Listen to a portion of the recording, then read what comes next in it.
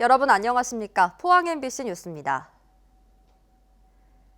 최근 경주 맥스터건설이 승인된 이후 사용 후 해결료 재검토위원회를 둘러싼 비판이 끊이질 않고 있는데요. 지난 10일 전문가 그룹 위원 11명이 집단으로 탈퇴를 선언한 데 이어 탈핵단체들은 재검토위원회가 월성 맥스터 건설만을 위한 위원회로 전락했다고 비판하고 있습니다. 박성아 기자가 보도합니다. 지난 5월 사용 후 해결료의 영구 처리 방법 등을 논의하기 위해 사용 후 해결료 재검토위원회가 꾸려졌습니다. 하지만 시작부터 이해 당사자들이 빠진 반쪽짜리 위원회라는 비판이 이어졌습니다.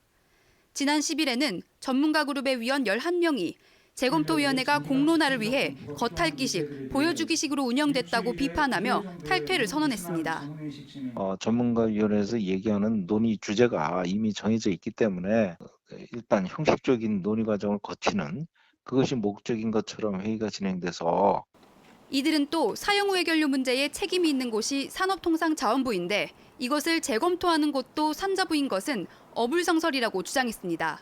원자력 발전소 건설과 운영을 책임지는 산자부에 1차적으로 그 책임을 물어야 되는데 지금 사용 후 해결료 재검토위원회가 산자부 소속에 있다는 것은 문제입니다. 따라서 책임과 권한을 지닌 독립적인 위원회를 만들어서 탈핵단체들도 청와대 앞에서 기자회견을 열고 재검토위원회가 오로지 경주 월성 맥스터를 건설하기 위한 위원회로 전락했다며 해산을 촉구했습니다. 한쪽에서는 건설 공사가 진행되고 있고 한쪽에서는 이거에 대해서 건설 여부에 대해서 공론화를 하자 이렇게 지금 두 개가 불협화음이 일어나고 있는 거고요. 사실은 이렇게 되는 것에 대해서 그 전부터 재검토위원회에 대한 비판이 꽤 많이 있었습니다. 하지만 재검토위원회는 모든 일정을 예정대로 진행한다는 입장입니다. 진행 과정에서 전문가위원들 사이에 의견 차이가 있었던 것은 사실이지만 독립적인 기구를 다시 꾸리는 것은 불가능하며 관련 의견들을 최대한 추합해 2월 초 최종 회의를 마치고 지역민 전국 공론조사를 진행할 예정이라고 밝혔습니다. 사용 후 해결료 처리 방안에 대한 논의는 절차대로 진행되고 있지만 재검토위원회를 향한 비판의 목소리는 높아지고 있습니다. MBC 뉴스 박성아입니다. 경북에서 신종 코로나 바이러스 감염증 의심 신고자가 어제보다 18명 늘어난 44명으로 집계됐습니다. 의심 신고자는 중국 우한을 다녀왔거나 중국에서 거주하다 돌아와 발열이나 호흡기 질환이 있어 스스로 신고한 사람으로 병원 격리 조치가 필요한 37.5도 이상 발열과 호흡기 질환을 동반한 경우는 없다고 경상북도는 밝혔습니다.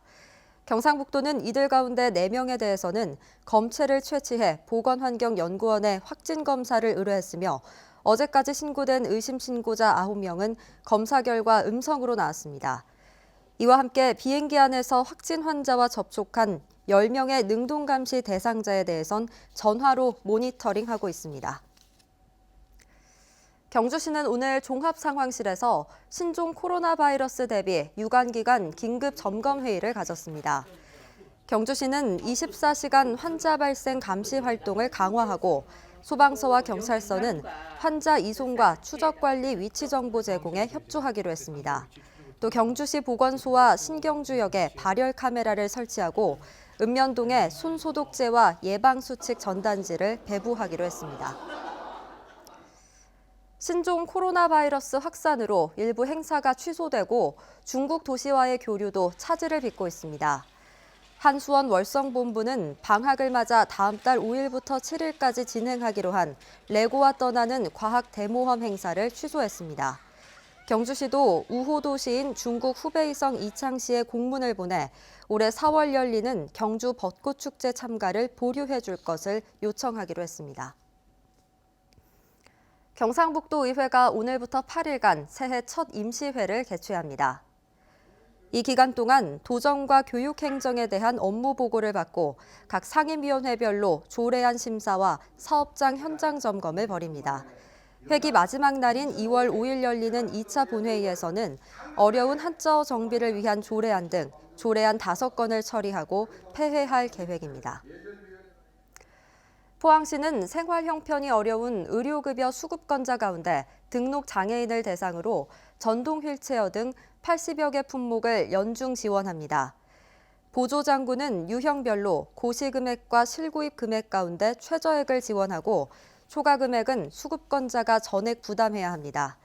특히 올해는 자세보조 용구의 연령 제한을 없애고 전동 휠체어의 맨손 근력 검사 기준을 완화했습니다. 포항 MBC 뉴스를 마칩니다. 여러분 고맙습니다.